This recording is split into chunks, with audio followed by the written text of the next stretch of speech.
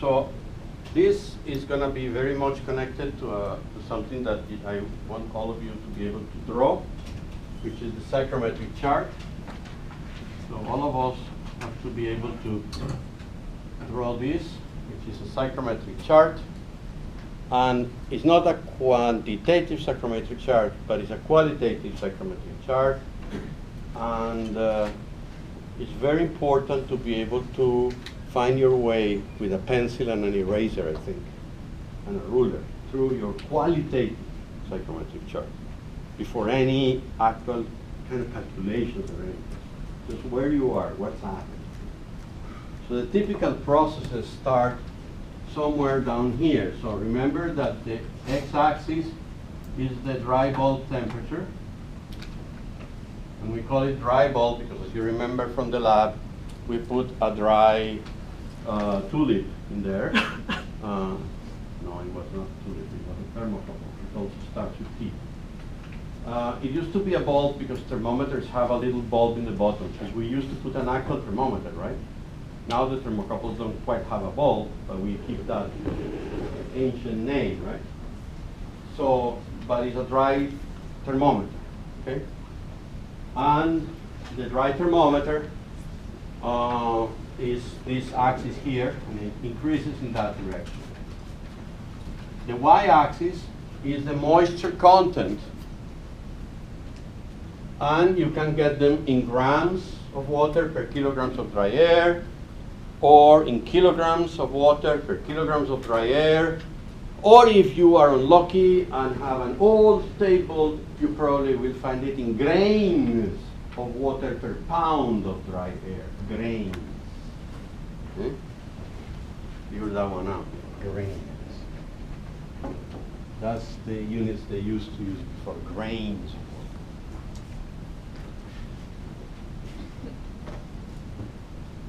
water. I imagine it's something they got by mixing rain with grams or something. Anyway. So in the typical psychrometric table that we use, has a range between 20 and 120 degrees Celsius. And here you're going to have a range between 0 and around 100 grams of water per kilogram of dry air. And getting these ranges is a good idea simply so that when you get 1,354 grams of water per kilogram of dry air, you realize, maybe I should check my calculations, right? Now, it's fairly common that you might heat your air beyond that and then come back. Remember also that this line here is what we call the saturation line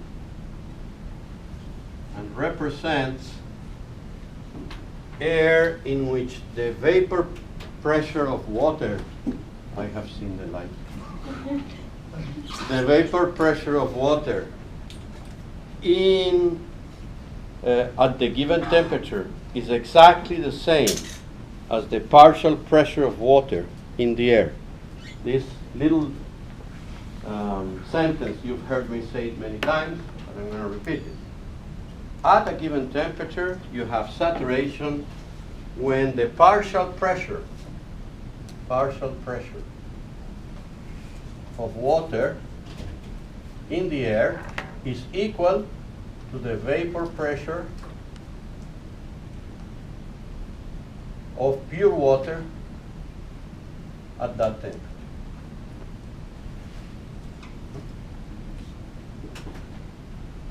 That's when we get saturation. That's when you have air in which you cannot put more water. It's called saturated. And that is what allows us to do calculation. And in that spreadsheet that I put there, there is an example at 2 different atmospheric pressures on how to calculate this sort of saturations and how to calculate fractions of those saturations. The principle is relatively simple. Let's take a temperature here of 30 degrees Celsius. and try to find the moisture content. We already have one coordinate. What we are trying to find here is this y coordinate here, right? The moisture content. So for that, we're going to need some elements of first year chemistry. Well, depends on the school you attended. If you some of you might have learned those things in high school, depending on your background, or some of you might have learned it in chemistry in your first year. And other things you learn in separations or in chemical thermodynamics. So the first thing we're going to find here is what is the vapor pressure of water at that temperature? Well, we use Antoine equation, right? The Antoine equation says that the vapor pressure of water is equal to the exponential of A minus B over T plus C. Now, for your benefit, A, B, and C of Antoine are defined in the spreadsheet already. So all you have to do is plug the equation or copy and paste it from somewhere, connect with your temperature, and you get that. So let's find out what is the vapor pressure, for example, at 30 degrees. So somebody who has the computer open and the spreadsheet handy can please do that for me. Just find some instance of the Antoine. I think the constants of the Antoine are called AW or something like that. So these are already defined for you. All you have to do is, yeah? Is that supposed to be log base 10 or? Well, what is important is that in the page where the definition is, they have to tell you two things. What kind of logarithm is used and in what units, sorry, three things. What kind of logarithm? In what units you get the pressure and in what units you put the temperature. There's Antoine equations in all kinds of things. In the Antoine equation that you are given in this spreadsheet, actually I think there's two, no, in the spreadsheet. Yeah, in that spreadsheet of drying is the natural logarithm and it pops out in kilopascals. Go to the definitions, little definitions thingy. It's like 4.25 kilopascals. But it says there that, right? It says the equation is natural logarithm of P. Yeah. The pressure pops out in kilopascals, the definition says. So it depends. The structure of the equation is the same. The numbers of A, B, and C change. Mm-hmm. But the mathematical structure of the equation is the same. It used to be very popular in Log 10 when we didn't have computers.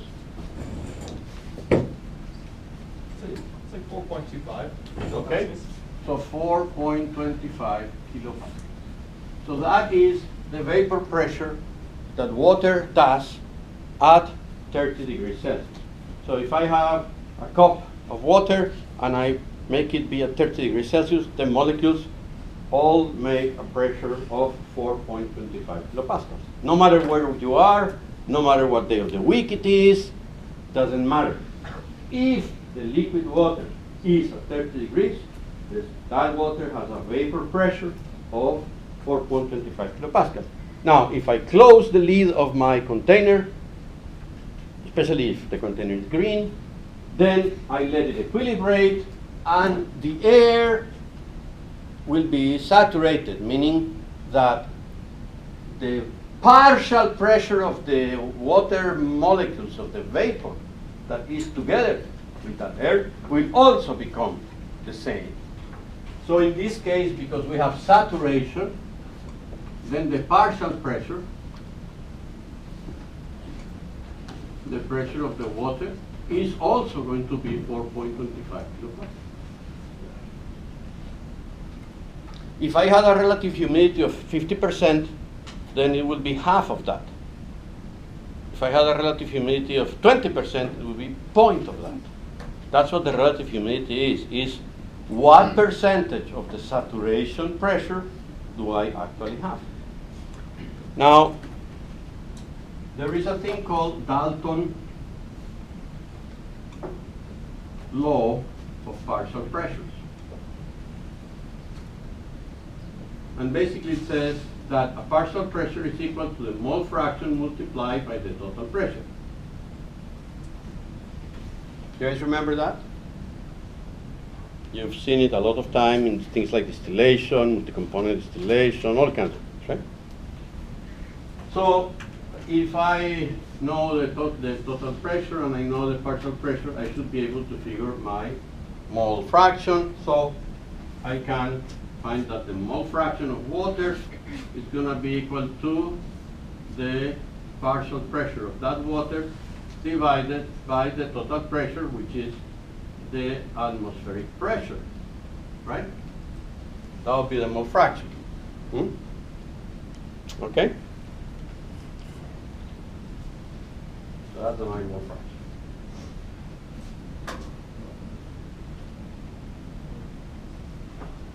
Now, if I want to know the ratio between the mass of air and the mass of water, this is mass of water over mass of dry air. This is not a mass fraction, right? You see? Because it's not the mass of water over the total mass. That would be the mass fraction. This is a ratio of one component over the other one. In moles, it would be N of water over N of air and so on, right? So this would be my mole fraction, which would be equal to what in moles? I would say N of water over N of water plus N of air, or, right? If I were to write it like that, right? So how would I figure out something that had some ratio like that in moles? Well, you can do some algebraic ballet if you want, or you can think a little bit and you can find out that the ratio, the molar ratio,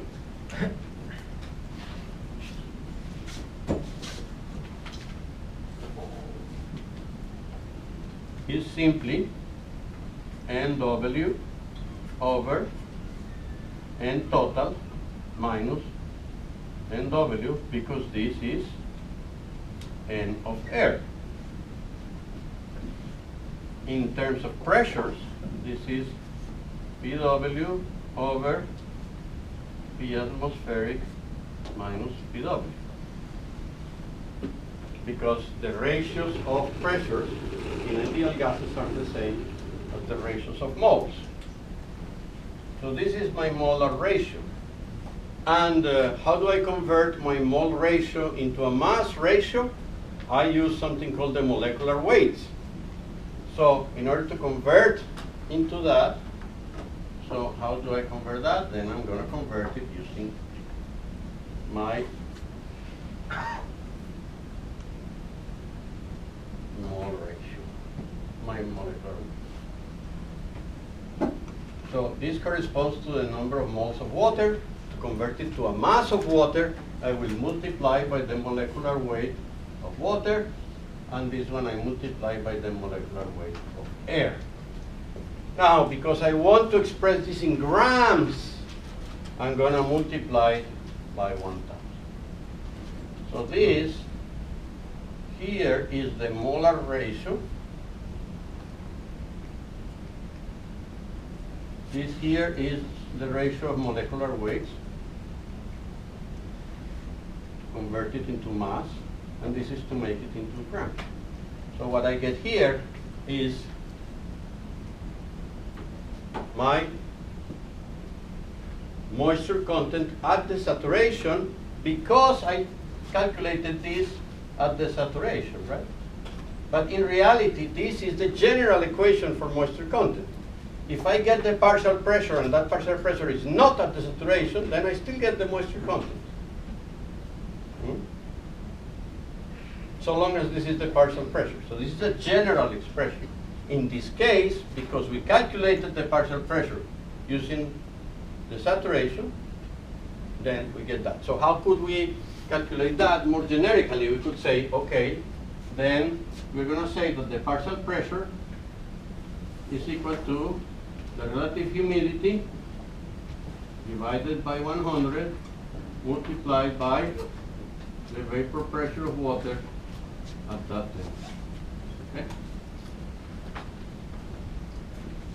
So this gives us the relationship between partial pressure and relative humidity, and this gives us the relationship with the moisture content. So it doesn't have to be at the saturation anymore. If it's 100% relative humidity, then it becomes saturated.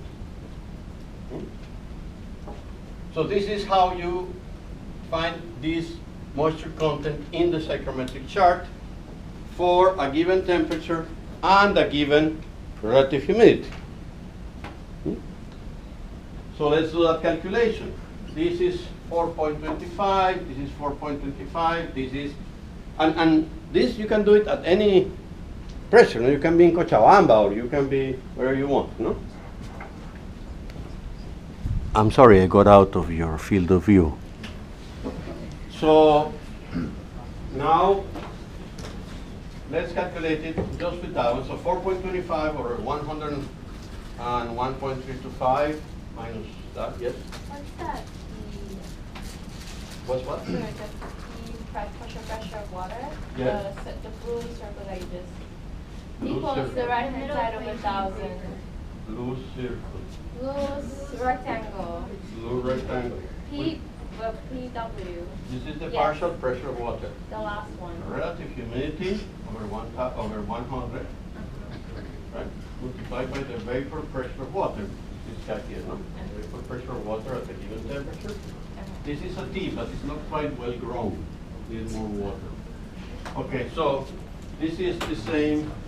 This here. Let's put a red circle around it and a red circle around it. Now, as you notice, this could happen the other way around too.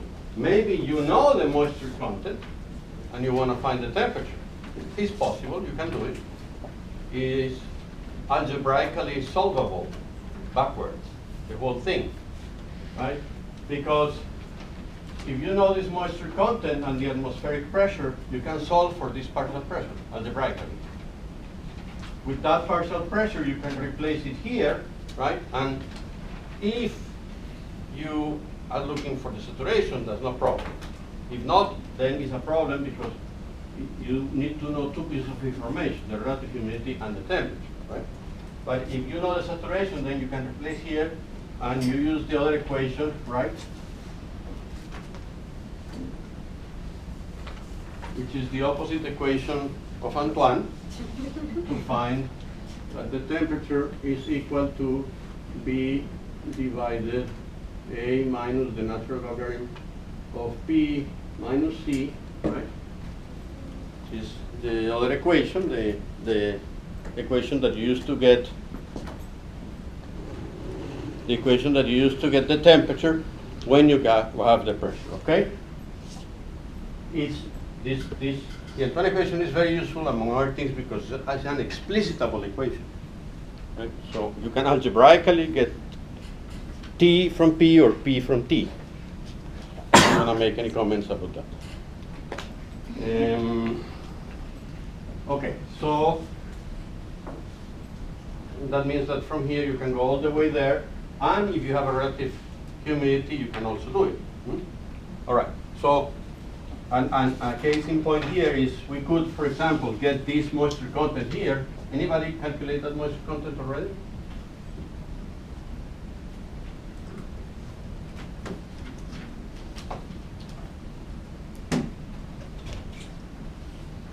And then maybe somebody would ask us, well, what if we had a 50%,